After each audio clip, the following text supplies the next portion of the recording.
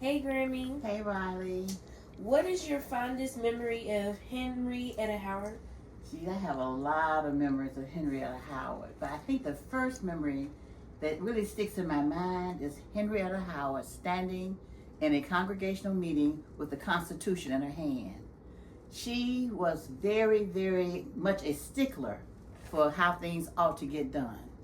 So you could argue with Mrs. Howard about what was getting done, but she had that Constitution and she knew how things were to get done. So my first memory of her that really sticks in my mind is that.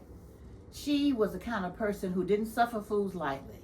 You know, you had to be clear on what you want to say. She wanted you to be upfront and an honest type of person. She was a school teacher, and she told me she never smiled till after Christmas.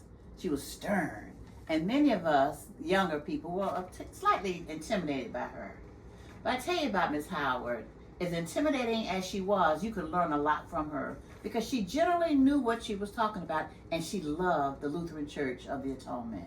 She loved that church. She was always talking about what needed to be done and how we could do things better. As a matter of fact, Mrs. Howard is in the line of persons who ushered me into ministry. When I first came to Atonement, I wanted to do things, and one of the things I wanted to do was to be a deacon. And I was very intimidated by the idea of being a deacon, getting up there in front of everybody, carrying the wine without dropping it, moving like I should, right, left, as I should. I was very nervous about it. She was she was a lay deacon, and she taught me everything I needed to know about being a deacon and made sure that I did it right.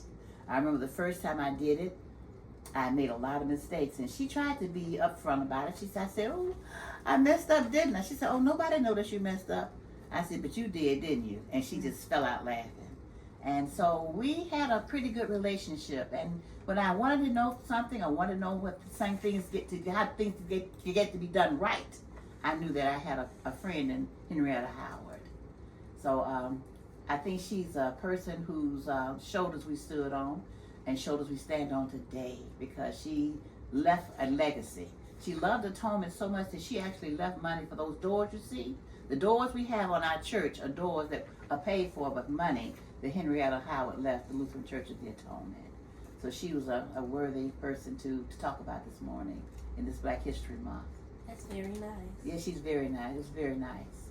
Yeah, that's everything that I just wanted to ask you. Yes, you would have liked her. You would have been a little bit intimidated by her, but you would have grown to like her, to know her, to respect her, and to look to her for guidance. She was that kind of person. Sounds like a good person. She was a good person. I was glad to have known her. But I'm gonna go. I have more bookings to All right. Well, thank you for asking. You're welcome.